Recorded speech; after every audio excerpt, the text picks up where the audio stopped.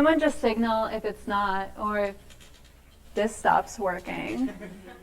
So I'm Thea, and I'm a graduate student at Cornell at the Carl Sagan Institute.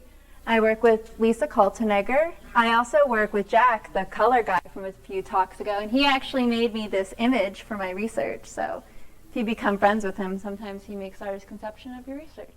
So today I'm going to talk to you about my most recent, project, which is about post-main sequence habitability. And I'm going to tell you what the post-main sequence is because I'm aware that you're not all astronomers.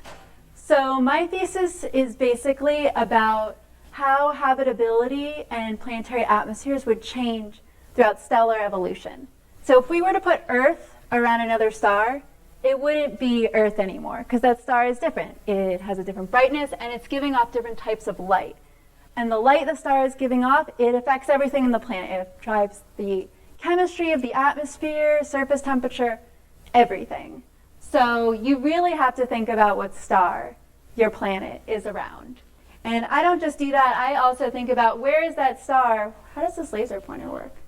Oh, there it is. Where is the star in evolution?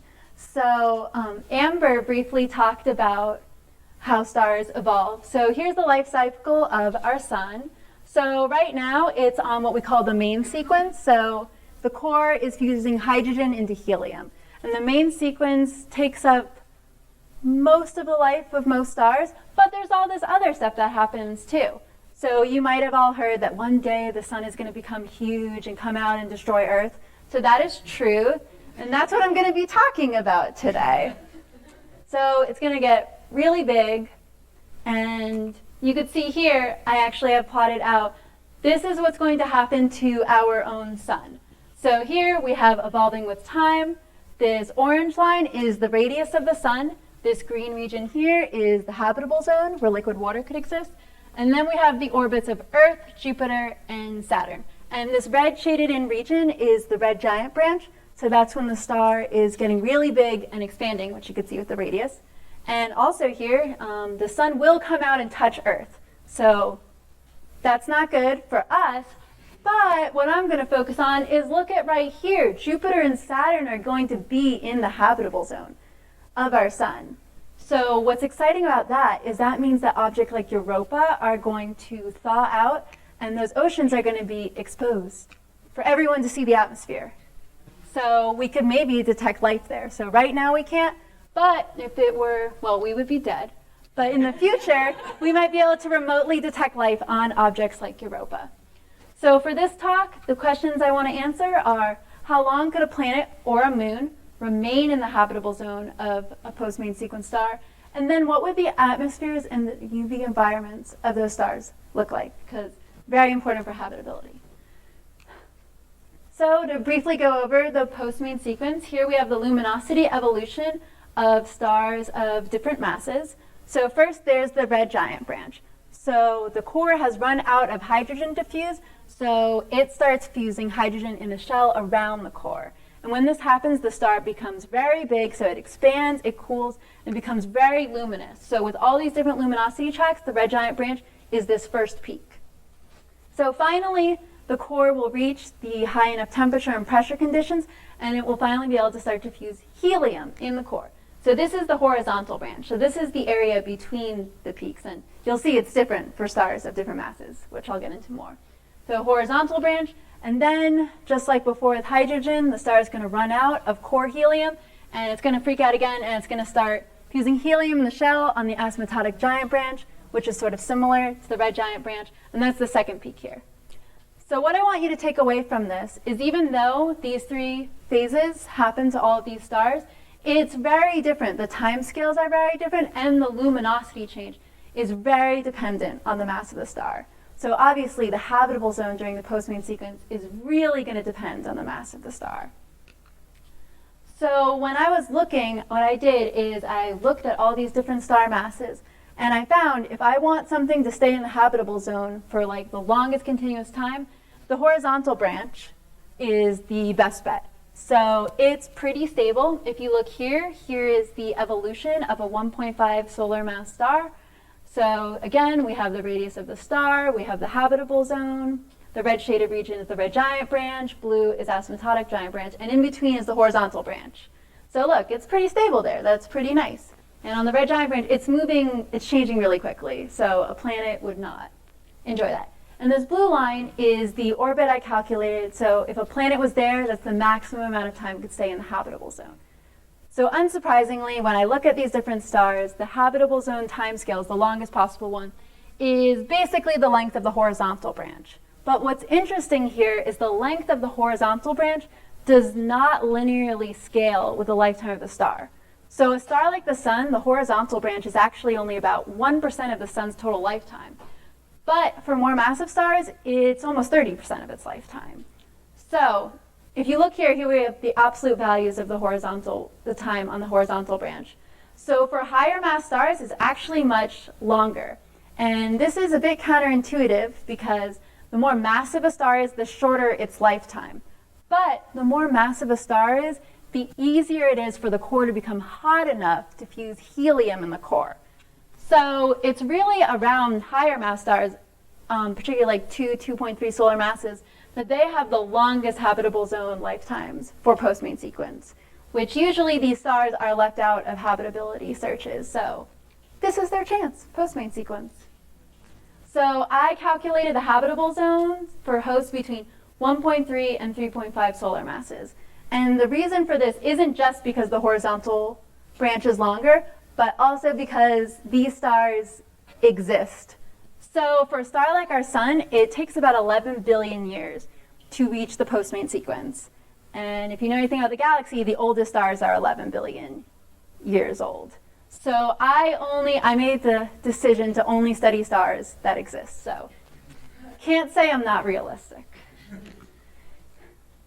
So what I did after I calculated these orbits of maximum habitability is I also looked at the atmospheres of these planets. And I did this using ExoPrime, which is a 1D coupled climate photochemistry model. It's sort of like a cousin of Atmos, which I know a lot of people use. And what it does is it has a climate code and a photochemistry code, and they sort of talk to each other. So what I do is I input a star spectrum, I specify things like the distance, the initial conditions of the atmosphere, which I look at Earth-like planets because Earth is the only planet we know about life, so we'll start there. And the climate code will use the chemistry in the atmosphere to calculate a temperature throughout the atmosphere. And then it goes over to the photochemistry code, and it will calculate the chemistry based on the incoming stellar radiation, but also the temperature. And the two of them go back and forth until it agrees with a planet at this distance from this star is what the temperature and the chemistry would look like for it to be in equilibrium. So I did this, and I modeled atmospheres of planets at the 1AU equivalent and also several points along these orbits of maximum habitability. And when I say 1AU equivalent here, all I mean is just the distance where the planet would receive the same total amount of flux that Earth does. So basically, I'm just like Earth. For the purposes of this talk, so this code outputs a lot of stuff. But for the purposes of this talk, I'm just going to focus on UV to the ground. So UV is really important because it's what we need to live, but too much UV would kill everything. So it's important. We usually divide it up into 3 regimes, UVA, UVB, and UVC. So we have here demonstrating how much of these 3 regimes reach the ground on Earth. So UVA is actually good for us. It's what causes vitamin D to be produced in our skin. And it's not very shielded by ozone, but that's okay. It's good for us. Life probably needs UVA. UVB, if you've ever had sunburn, it's thanks to UVB, also tanning. So UVB in small doses is okay, but too much will probably cause things like skin cancer. So most of UVB is shielded by our ozone layer. And then there's UVC, which ruins everything. So it can literally break apart DNA. So luckily, with our atmospheric shielding of ozone, almost no UVC reaches the ground here. But if we were on a different planet or on a different star, the chemistry would be different, so we don't know if the ozone shielding would be enough. And what's interesting here is that ozone, which shields us from UVC, is created by UVC. So we'll have oxygen molecules flying around, they'll get hit by a photon. It needs to be a photon less than 240 nanometers to break it apart, so UVC.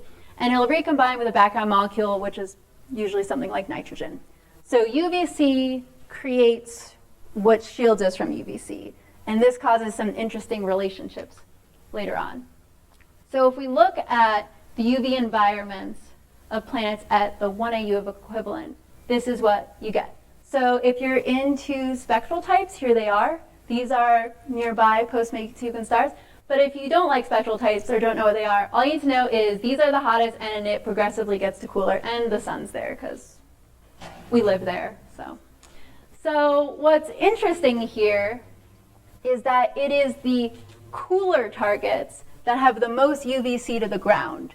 So that might seem counterintuitive because stars are basically like black bodies. So hotter stars are giving off more higher energy photons, which means they're giving off more UV. But it's these really hot stars, they give off so much UV that means they're creating a lot of ozone. And it's these low UV targets that even though there's not that much UV reaching the planet, it just can't produce enough ozone to shield the planet. So this has interesting implications not just for post-main sequence stars, but anyone who cares about looking for planets around lower mass stars, which is something that people like to do. So even though, just remember, even though the star doesn't have as much UV, it might actually have more UV on the surface because it just can't create this ozone. And also, along with doing the 1 AU equivalent, I modeled what a planet would be like if it was on this orbit of maximum habitability, what it would look like during its lifetime on the post-main sequence habitable zone. So for this star, I chose a 2.3 solar mass star because it has the longest habitable zone time scale, and I modeled it at the beginning of the horizontal branch and at the beginning of the asymptotic giant branch.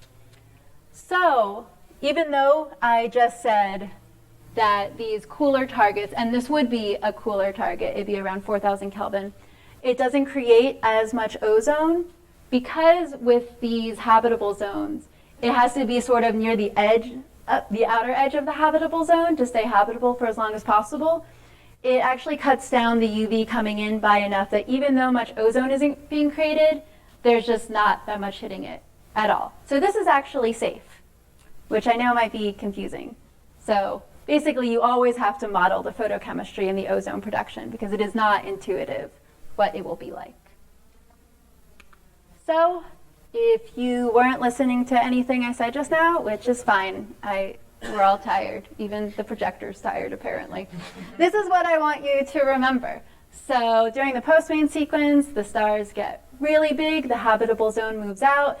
It's not going to be good for planets that were originally habitable like Earth, but these planets that would have been past the frost line initially are going to be habitable. So it could thaw a lot of things, and it could reveal subsurface life.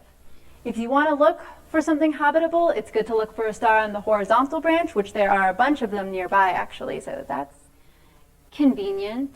You want to look there because it's a relatively stable time period.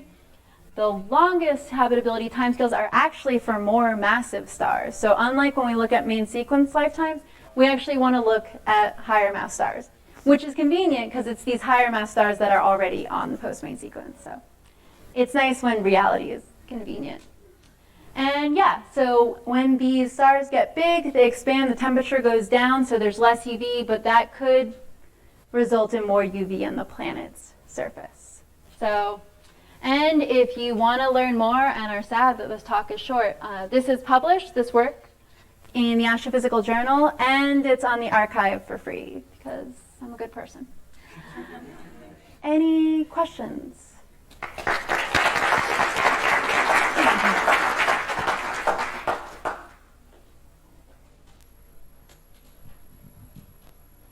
Thank you. I wanted to ask about the presence of UV radiation and its effects on life. So you are looking for something to block UV radiation as effectively as possible. But on Earth, I mean, we definitely know that even when UVC was basically unaltered, life did evolve well before the Great Oxygenation event. So can you speculate a bit as to how critical it even is to have this UV protected environment and whether maybe it doesn't matter much, or maybe it's even beneficial for the appearance of life to have some? Yeah, so that's a really good question. So In the time of early Earth, there wasn't much oxygen. There definitely was no ozone. And we know that life did exist here on Earth. So it is debated then, because it looks like life evolved when UVC was hitting the ground in really high quantities. So it is a bit strange. So some people believe that life started under the ocean. So even though there wasn't ozone shielding, water is really efficient at stopping UVC. So some people think that it still wasn't an issue, even though there was no ozone. And some people actually think, so there's a lot of different opinions here. And since we can't travel back in time, we don't really know. It's the best part of astrobiology. So, sorry, what was I saying? So some people think that maybe life needed UVC to just sort of get sparked and start up. So maybe you need UVC initially, and then you need to be shielded from UVC. Because obviously, if suddenly the ozone layer left, we would all die pretty quickly. So that's a good question. I wish I knew the answer to that question.